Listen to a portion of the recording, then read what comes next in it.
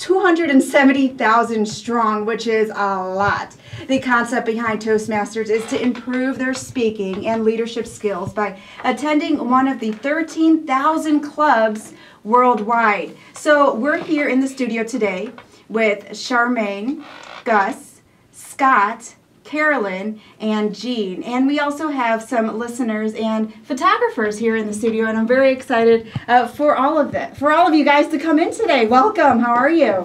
Good. How are you? Fantastic. Great. So there's a lot of people here in the studio. We have to start off. Let's go from my left, which is your right, to the end by saying your name and your title.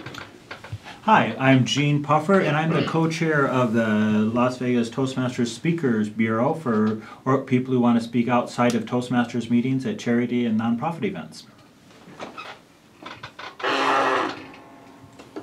I'm Charmaine Gus. I'm running for Congressional District 1, Gus for Us, and I'm new in Toastmasters. I'm in the Republican Toastmasters, and I love it. My name is Scott Pritchard. Ecstatic to be here. I was fortunate to take third in the World Championship of Public Speaking last year, a 6-month competition. I also have my own show, Laugh and Stay Motivated, every Friday night at Alexis Park. And for those of you who like to laugh, which I hope is everyone, absolutely, I do stand-up comedy and host the show every Saturday night on the Strip, Planet Hollywood. Happy to be here. I'm Carolyn Pelletier. I belong to 6 Toastmaster clubs. I'm the Vice President of Public Relations in 5 of those clubs, and you could just say that I am a Toastmaster addict. We love to hear that. All right, so Scott, how did you become a part of Toastmasters? I joined about 2.5 years ago. Toastmasters flat out has changed my life as far as improving my communication and presentation skills. Prior to that, I had no experience in speaking in front of more than one person at a time, and since that time I've been fortunate to compete and improve my communication skills. And by that, I went and heard a speaker one time say, speakers who are funny make more money. I went to my first open mic. It rhymes. I like that. I like it too. Yeah, that's why it's stuck. It really but I actually followed the gentleman's advice, speakers who are funny make more money, and I went to my first open mic about 2 years ago, and again that opened some other doors. So Toastmasters, it's great for improving your skills, but it also, the camaraderie and fellowship, it's just second to none. I met some great people, including the people that I'm here with today. Wonderful. And then did Toastmasters help you out with your comedy?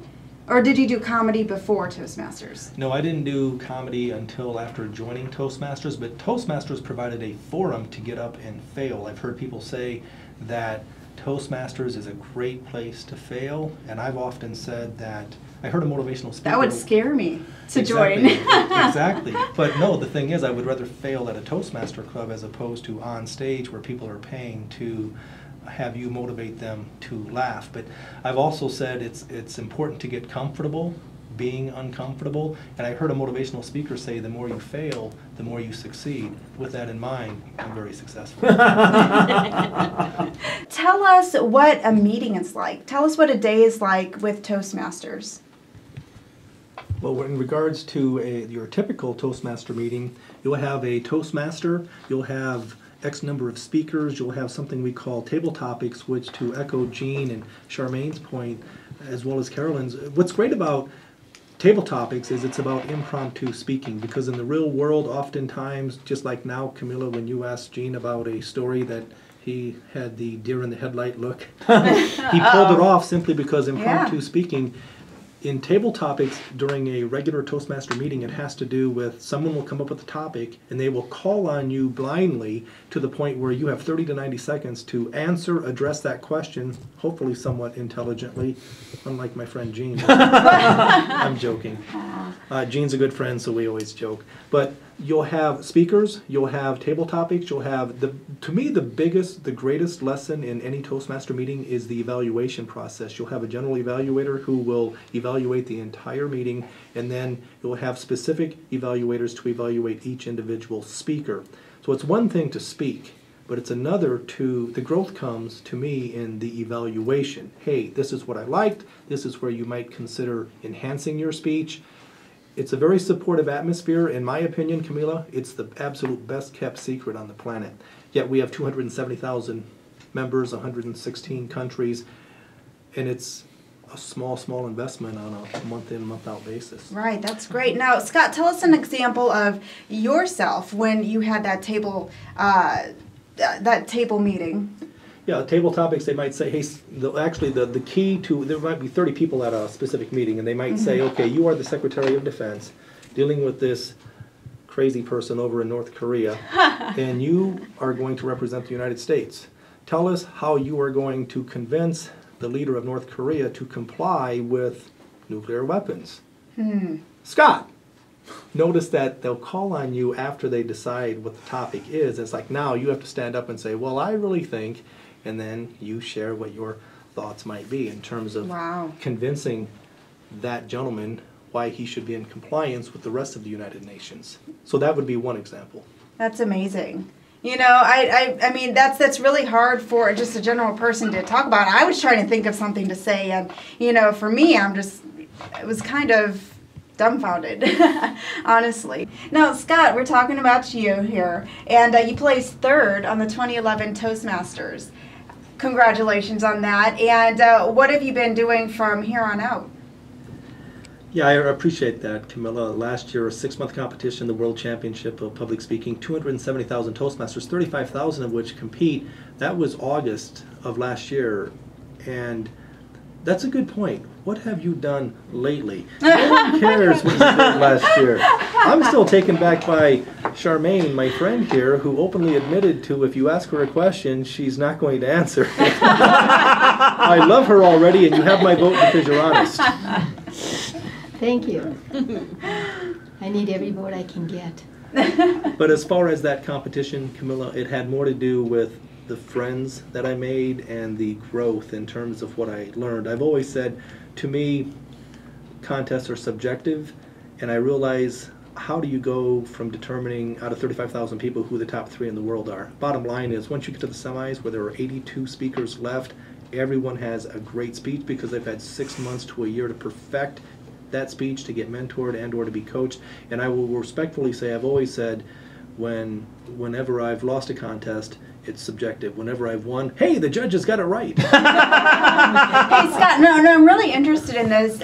What was the process of did you have to fly to other continents to do this, or? What you have, the contest first and foremost is in English. English is a global language. The first place gentleman was from Australia, Jacques Elliott, and he had actually been to the big stage, and by the big stage I mean the final of 9. He had been to it 5 different times in his 37 years of being a Toastmaster. The second place gentleman was from China. Now what you have is you break it down to the club level. Most clubs average anywhere from 20 to 30 people. One person will advance. So the idea is when you're competing, 90% of the people are bumped, wham bam, thank you ma'am, all across the world. You feed into the club, then you compete in the area, then you compete in the division. Only one person advances from each area section, geographically speaking. Now in our district, District 33 here in Las Vegas, it basically represents California and Nevada, 3,100 members. That feeds into one person will represent, and then you'll have 14 different areas or districts around the world converging and competing for the semifinals of 82 speakers, and from there you're still a 90% favorite to lose because only 9 will advance to the big stage. And this year the competition will take place in Orlando, Florida, a 4-day event, and the year after that it will be Cincinnati, Ohio. So it rotates. A few short years ago it was going to be in Australia, but they decided to bring it back to the United States. So it's a worldwide competition, and it's really exciting for sure, but please understand, my friend, it is not about contests. It's more about improving your communication presentation skills. Absolutely. That's a great way of thinking of it and looking at it. Now, what were you feeling when you were at the final stage? It's a popular question, and I love the question simply because for the first time last year it was broadcast live all over the world, and I have family and friends back in Iowa watching. And people would ask, hey, just before they brought you up, were you nervous? And I was thinking, now would not be a good time to stutter or forget what I'm going to say. But more importantly than that, it really had to do with, I saw it as a tremendous opportunity. And the last thing I was nervous. I was excited for the opportunity Really? to come out and connect with 2,500 members in the audience, not to mention people listening or watching all across the world. An opportunity to connect for 7.5 minutes per something my grandfather told me in 1977. I just was taken in based on the fact that, wow, he was born in 1908, it's 2012, 104 years after he was born, here I am still talking about him and the effect he's had on me. The goal and objective is, wouldn't it be cool if in 2116, 104 years from now, someone is still talking about you? Right, right. Living a legacy here. And this is through Toastmasters. Now, how long have you been in Toastmasters before competing in this? Because this is phenomenal. I actually competed, it was my second time of competing. I've been in Toastmasters 2.5 years, so I'm a late bloomer, but believe me, I married myself to the process and have been blessed to have great mentors. I commend and respect anyone who has the courage to get up in front of people and speak. My personal opinion is, my research indicates maybe 1% of the people on the planet are comfortable speaking in front of a crowd, but my opinion is less than 1/2% actually are any good at it. Now, Scott, are you allowed to compete again? Yeah, in fact, I'm glad you brought that up because I want to promote my dear friend Carolyn Peltier. I'm a huge fan, and I know I'm a better speaker today than I was 6 months ago, and a lot of people have said the speech that I competed with this year is better than the speech that got me third in the world. Wow. That was until I ran into Carolyn. And you have to hear her speech to appreciate it. And she took me out in the division contest. And if I'm going to lose, there's no one I would rather lose to more than this young lady, because she spoke from the heart. She connected better than anyone I've seen in quite some time. And she has my love and support as she goes forward. So again, you need to check out her speech, for sure. I definitely would love to. Can you give us a hint of what the speech is about? She talks about a very personal experience based on her childhood, but like any good speaker, she doesn't make it about Carolyn. She makes it about the audience, and we're all in tears after hearing her speak. And another key to a good speaker, because again, the idea is you have 7.5 minutes to connect, and the adage is to make them laugh, make them cry, but have a point, have a message, because there might be an interesting story, but as an audience member, oftentimes, Camila, we're thinking, so what, who cares, what's in it for me? Exactly.